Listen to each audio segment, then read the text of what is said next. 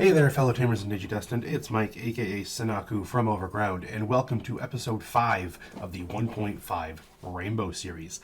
This is a series where we take our favorite Digimon, our favorite strategy, our favorite archetypes, based on every new set release. We look at what we pulled, and we come together and we build one deck of every single color. So this episode, we're going to be showcasing green, and this is bringing back a fan favorite, a deck that we got a lot of support from on the first Rainbow series, and that is green RustTyrannomon, who actually gets a lot more powerful and a lot faster with a lot of the support from 1.5. Now, unfortunately, some of the cards you see here will be limited by the end of the month at the time of this recording. However, we will be showcasing some replacements that you can put in their place. But if you do want to play something fun, something fast, and just something that is so kind of off the rocker but so powerful at the same time, try this out while you can, while these cards are still not limited. So let's start with the DGX. As always, I'm not quite sure where to start because there's actually so much to talk about with this deck, but we'll just go in order and I'll kind of let my thoughts kind of flow and freestyle as I need to. But the DGX, we're playing 4 Minimon, one of the best additions to the green arsenal, and I say this pretty much for every time I start a new deck in the Rainbow series I find. It's like, oh, this baby is like one of the best additions to the color of its choice. And that's because green needed this. Absolutely, 100%. They just needed an extra generic buff to just make their Digimon huge, to continue on with that, like, beating over your opponent's board playstyle and controlling their front line. And the next we have another new baby from 1.5, and that is Argomon. And that is the, during our during our unsuspend phase, rather, if our Digimon becomes unsuspended, we get to gain an additional memory. Minimon didn't even describe what it does. When you're attacking one of your opponent's Digimon, you get plus 1,000. So again, it's just another one of those generic buffs. That means every single stack that has a Minimon under it will always be able to get an additional 1,000 no matter any time it's going after one of our opponent's Digimon. So we're going to go into our rookies. We're maxing out on 4 copies of the new level 3 Argomon and 4 copies of Goblimon. Why do we have so many 2 costs in the deck? It's not to choke out our opponent, I'll tell you that much. No, it's to take advantage of the new download mechanic, or Digizorption as it's going to be called in North America. And we'll kind of touch on that the further down the list we go. That's going to be rounded out by 4 copies of the Agumon. You know him, you love him, plus 1,000 in green. He's a staple in pretty much every green deck you ever see. And then another 2 cost, which is a new addition from 1.5, and that is the Auroramon, kind of a Palmon palette swap.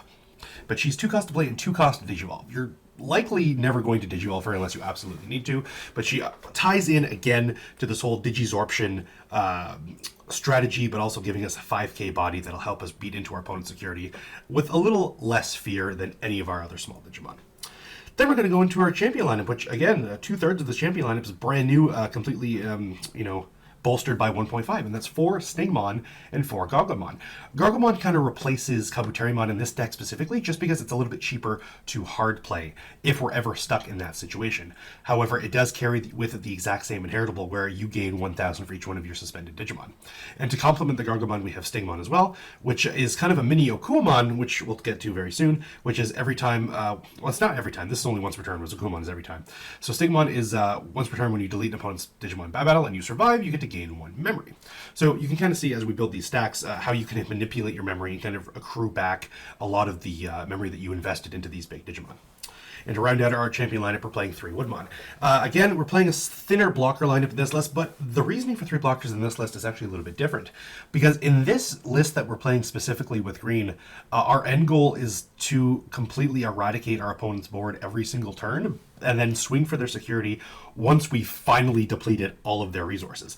But if we can take security off of them with piercing at the time, then great. But we don't necessarily need blockers, because our opponent should never necessarily be attacking us, because they should never have any Digimon to be doing so in the first place. And then we're going to go into our ultimates, playing 4 Okuamon again, same thing as the Stingmon, but we've seen him in previous green lists as well. Pretty much a staple at this point, for a little while, I still think.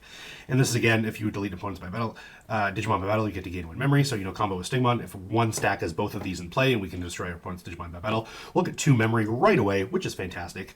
And this is complemented by 4 of the brand new level 5 Argomon.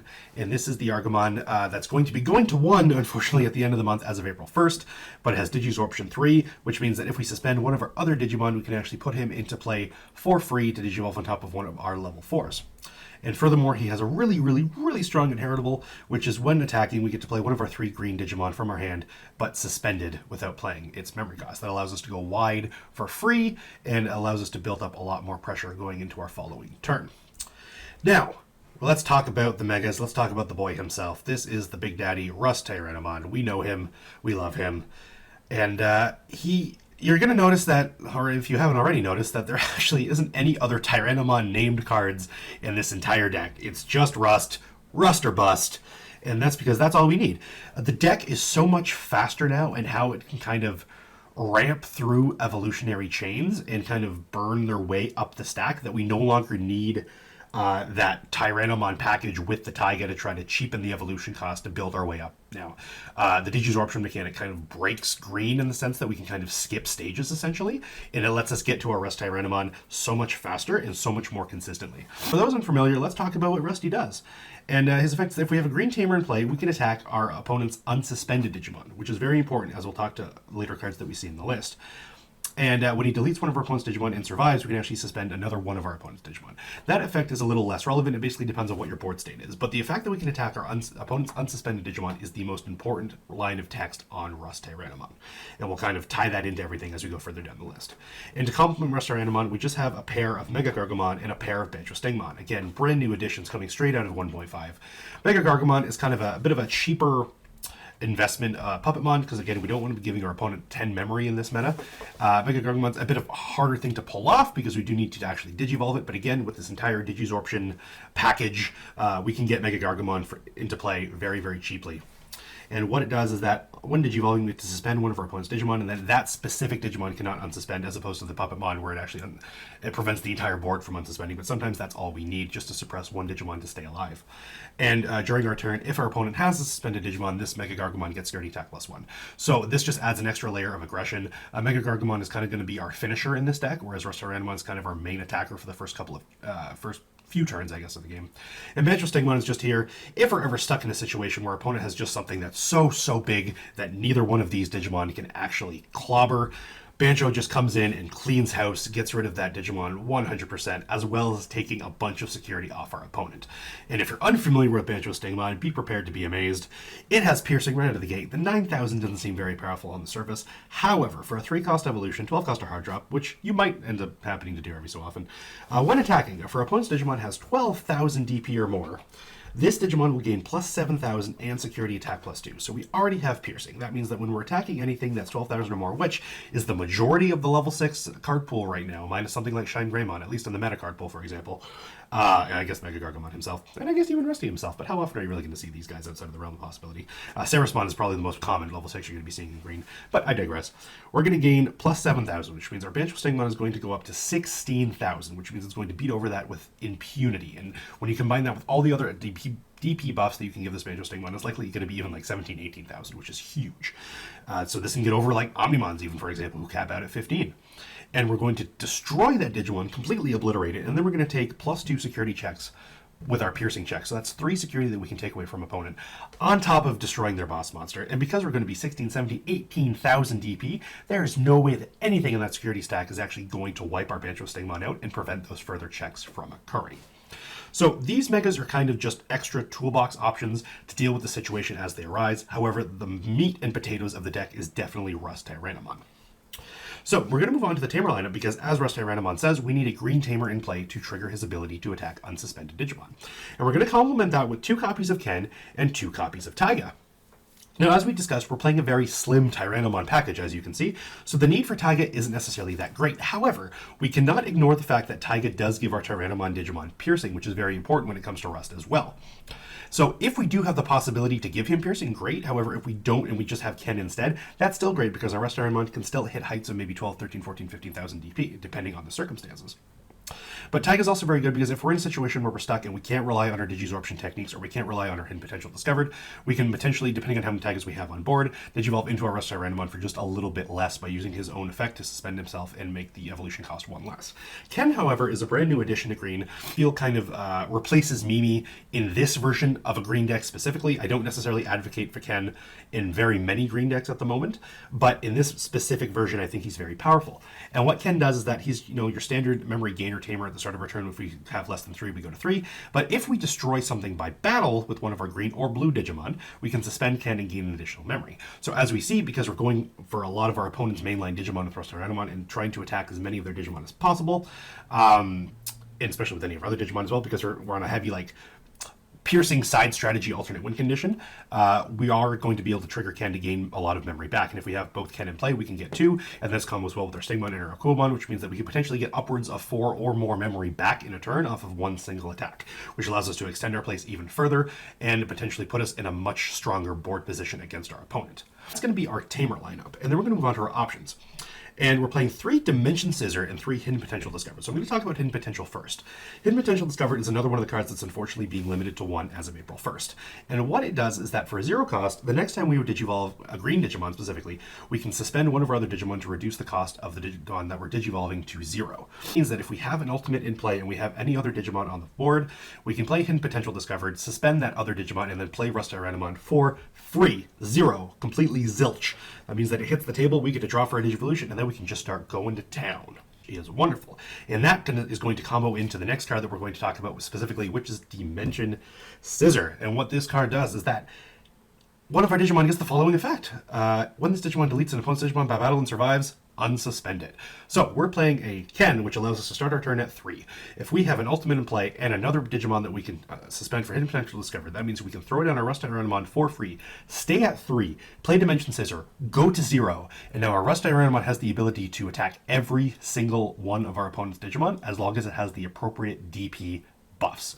And because it can attack unsuspended Digimon as well, we can just go attack, because every time we destroy something, we get to unsuspend. So that means no matter how many Digimon our opponent has in play, we are just going to nullify their entire board, and RustTyrannomon is just going to take his giant railgun cannon and just destroy every single opposing threat, which is fantastic. And because we have so much ramp options in this deck, because we can go into an ultimate for free, and then on the next turn go into a mega for free, you're not wasting memory just building up these stacks, which is super powerful. That's one of the main reasons why I built this deck the way I did right now, because I want to take advantage of the insane power that is Dimensional Scissor.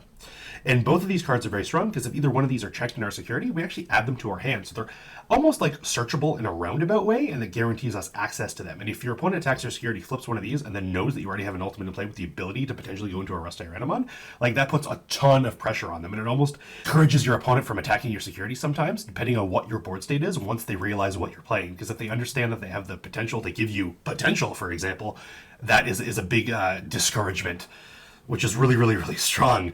In kind of like a backwards sort of way, it's a fun little way to get advantage by actually having your opponent just play the game naturally. That's really all I can say. This is RustTyrannomon in its purest, most aggressive form. It's just for the head, Thor v Thanos style. Just swing that axe and just decimate absolutely everything that you see. So now that we've covered the deck as it is now, let's talk about what we can do with the deck post April 1st.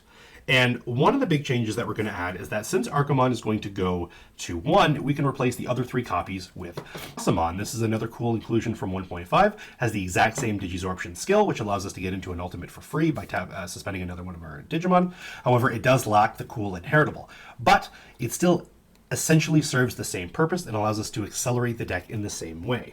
The biggest downside that we're going to see in terms of this acceleration strategy, though, is there's no real replacement for Hidden Potential Discovered, unfortunately.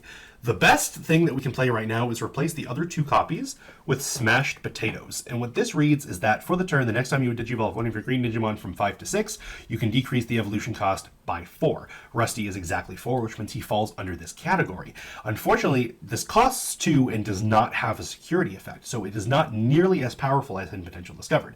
It also limits your ability to get Rust into play as well as playing the Dimensional Scissor, but we cannot ignore the power of just getting RustTyrannomon into play as it is for free, and then start taking advantage of whatever DP buffs we have with potential piercing that we might incur from Taiga. So this is kind of how I think I would replace the deck moving forward post April 1st. There's also an argument to play additional copies of Taiga just so that you can reduce the Digivolution cost itself, but that requires having multiple Taiga in play, and it could be very bricky to draw these Taigas. So I think Smash Potatoes is probably the way to go. If I come up with something a little bit better, I will probably let you guys know. If you have any comments or suggestions about how you would want to modify this deck based off the restricted list as well, please let me know, because there might be something that I've overlooked in the current card pool. Smash Potatoes, aside from Rusty, really works well in tandem with the other cards that we're playing as well, because it allowed us to get our Mega Gargamons and our Macho Stigmons into play for free as well, which in potential would originally do for the deck anyway. But these kind of are cool free drops that we could do for 2 cost instead that can still potentially win us games in different ways, which is also very, very strong.